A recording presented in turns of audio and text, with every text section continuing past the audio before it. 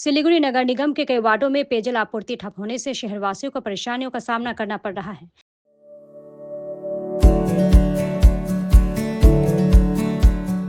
Pampered, not just a hospital, but a mother.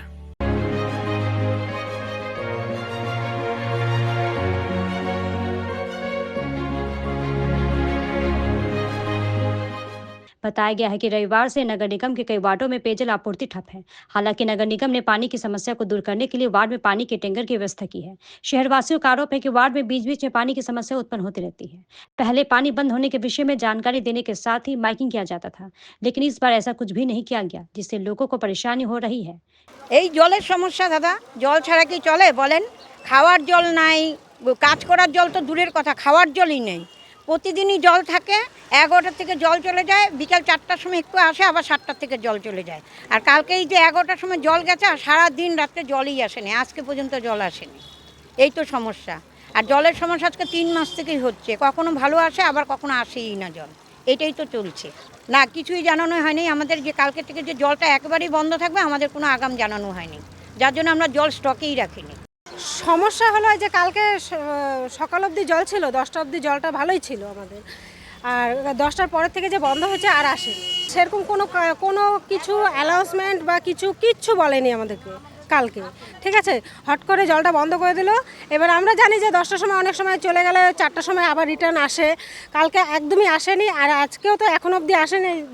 দেখতেই পাচ্ছেন যে আমরা সবাই এখানে জল নিচ্ছি, প্রত্যেকে টাইম কলের জলের ব্যবহার করি, মানে ওই জলের উপরে আমাদের নির্ভরশীল। এটা মানে বলে বোঝাতে পারবো না, প্রচণ্ডভাবে অসুবিধা হচ্ছে। অ্যানাউন্সমেন্ট করছিল, আমরা স্টকে রেখেছিলাম, খাবার জল কিনে খেয়েছিলাম, কারণ যেহেতু জলে অনেক সমস্যা ছিল।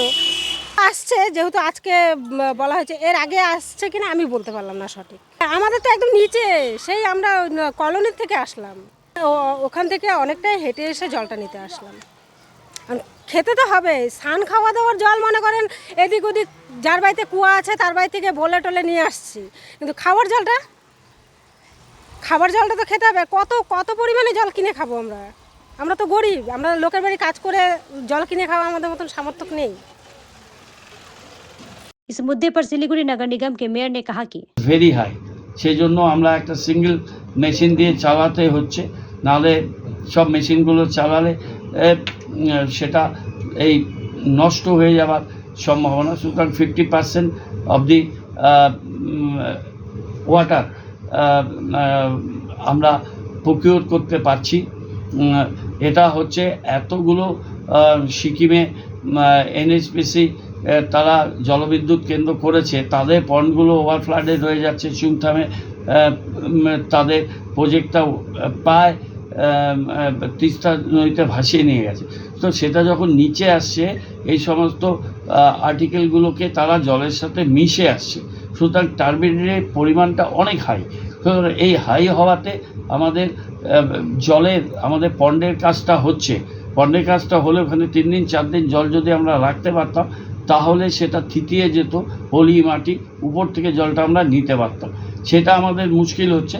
আমরা আমাদের ট্যাঙ্কগুলোকে কাজে লাগাবো, 25টা ট্যাঙ্ক আমাদের পিভিসি আছে, সেই ট্যাঙ্ক আমরা কাজে লাগাচ্ছি, এবং আমরা আরও জলের ট্যাঙ্ক আরও 10টা আমরা কিনবো। 35টা ট্যাঙ্ক আমাদের আছে, আমরা পেয়েছি থেকে 3টে ট্যাঙ্ক নিচ্ছি, এবং আমরা প্রতিদিন কয়েক লক্ষ করে পাউচ জলে নিয়ে, সেটা আমি পেয়েছি সাথে কালকে কলকাতায় কথা বলবো আধিকারিকদের সাথে, প্রিন্সিপাল সেক্রেটারির সাথে, সেটা আমরা মানুষের কাছে ডিস্ট্রিবিউট করব। এবং আমরা আমাদের এই পিভিসি ট্যাঙ্কগুলো আমরা ছোট গাড়িতে, হার গাড়ি, অত ভেহিকলস আমাদের নেই, নিয়েও ওয়ার্ডগুলোতে পাঠাবো। 35টা আমাদের ট্যাঙ্ক আছে, সেগুলো আমাদের পুরো সার্ভিসটা চলবে। এবং আমরা পেয়েছি থেকে 3টে ট্যাঙ্ক আছে, সেই ট্যাঙ্কটাও চেয়েছি, এবং আমরা ফাইল মুভ করছি যাতে খুব দ্রুত আরও 10টা আমরা জলের ট্যাঙ্ক 3000 লিটারে আমরা কিনে সেটা আমরা কর্পোরেশনে বিভিন্ন ওয়ার্ডে দেব। এই কাজটা আমাদের করতেই হচ্ছে। আমরা আন্তরিকভাবে দুঃখিত মানুষের কাছে। দেখুন, এই প্রাকৃতিক যে দুর্যোগ এবং সিকিমের তিস্তার যে গতিপথ, আমাদের এখানে চমকডাঙ্গি লালটাং যেখানে মানুষদের পুনর্বাসন করলাম, পুরো গ্রামটা গতকাল উড়ে চলে গেল। 131 জন লোককে আমরা এই আগে যদি শিফট না করতে পারতাম সেই লোকগুলোর কী অবস্থা হতো এবার, এটা আমি কল্পনা করতে পারছি না। শিউরে উঠছি, প্রায় 450-500 লোক। টাইমলি থ্যাঙ্কস গড এবং thanks to honourable chief minister Mamata Banerjee and administration, এই কাজটা আমরা ওদেরকে করে দিতে পেরেছি। আমরা এই পিরিয়ডের মধ্যে আমরা এই কাজটা করছি। আমরা আজকে মাইকিং করে সব জায়গায় জানিয়ে দিয়েছি। আমরা পেপারে সিসিএনে আমরা অ্যাডও দিয়ে দিচ্ছি যে এই প্রাকৃতিক দুর্যোগ, এবং তিস্তা ছাড়া আমাদের অন্য কোনো নদী নেই যেই নদী থেকে জল নিয়ে আমরা পরিষেবার কাজটা করতে হবে। কারণ মহানন্দার যে জল, সেই জলটা মানুষ পান করতে পারে না, সুতরাং সেটা অসুবিধা আছে। তিস্তার জলটাকেই আমাদের নির্ভর করতে হবে এবং আমরা অল্টারনেটিভ অ্যারেঞ্জমেন্টগুলো আরও মজবুত করছি যাতে এই বর্ষার সময় আমাদের মানুষের এই জলকষ্টটা আমরা যতটা সম্ভব কম করার চেষ্টা করছি। वहीं इस संबंध में सिलीगुड़ी नगर निगम के डिप्टी मेयर रंजन सरकार ने क्या कहा, सुनिए। প্রাকৃতিক দুর্যোগ গতকাল এবং গত পরশু থেকে শুরু হয়েছে এবং ভয়ঙ্করভাবে পাহাড়ি নদী, তার স্রোতস্বতা, সমস্ত গাছ, মাটি, পাহাড়, যেগুলো ব্রিজ ছিল, একটা বড় হাইড্রাল প্রজেক্ট, সেগুলো পর্যন্ত ক্ষতিগ্রস্ত হয়েছে এবং সেগুলো ভেসে স্বাভাবিক নিয়মেই নদী আমাদের এখানে ঘোলা জল নিয়ে, বিভিন্ন ম্যাটেরিয়ালস নিয়ে সেগুলো আসছে। স্বাভাবিকভাবে হঠাৎ করেই এই দুর্যোগগুলো আসে এবং তার মোকাবিলায় পুর নিগমের পক্ষ থেকে আমরা সব রকমের ব্যবস্থা গ্রহণ করা ছিল এবং আমরা সেটার ব্যবস্থাও নিয়েছি। আমাদের যে গাড়িগুলো রয়েছে, ট্যাঙ্কগুলো রয়েছে, ডিপ টিউবওয়েলগুলো রয়েছে, সেখান থেকে জলের ব্যবস্থা, পানীয় জলের ব্যবস্থা আমরা করেছি, সেগুলো আমরা পৌঁছেও দিচ্ছি। আমাদের, আপনারা জানেন যে 511 কোটি টাকার যে জল প্রকল্প মাননীয় মুখ্যমন্ত্রী তিনি পুর নিগমকে দিয়েছেন, তার প্রথম পর্যায়ের কাজ প্রায় 60-70% এগিয়েছে। দ্বিতীয় পর্যায়ের কাজের মধ্যে পন্ড এবং ওএইচআরগুলো, সেগুলো তৈরির কাজ প্রক্রিয়া চলছে। এটার এই সমস্যার জন্যই এত বছর ধরে শিলিগুড়ির মানুষের যে পানীয় জলের সমস্যা, সেটাকে আজকে আমাদের এই তীব্রতার মধ্যে আমাদের পুর নিগমকে পড়তে হয়েছে। তবে আশা করছি যে খুব তাড়াতাড়ি আমরা এই জল যন্ত্রণা থেকে আমাদের শিলিগুড়ির নাগরিকদেরকে মুক্তি দিতে পারব।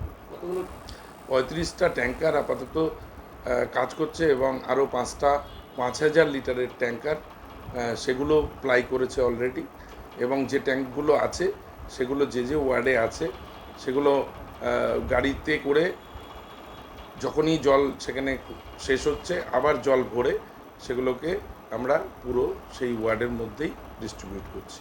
বিষয় নয়, আমাদের যে পন্ড আছে সেই পন্ডে জলটা যখন স্টোরেজ হচ্ছে তার মধ্যে যদি অন্য পার্টিকেলস থাকে, অন্য সমস্ত জিনিস এসে জমা হয়, সেই জল পরিশোধিত করে মানুষের কাছে পানীয় জল পাঠানো, এটা একটা সময় সাপেক্ষ ব্যাপার। সেটা আমাদের উৎপাদন হচ্ছে। আমাদের যে রিকোয়ারমেন্ট প্রায় 100 ml মতো, সেই রিকোয়ারমেন্টের জায়গায় আমরা পৌঁছতে পারছি না। আমাদের এখন 40-45 ml আমাদের উৎপাদন হচ্ছে।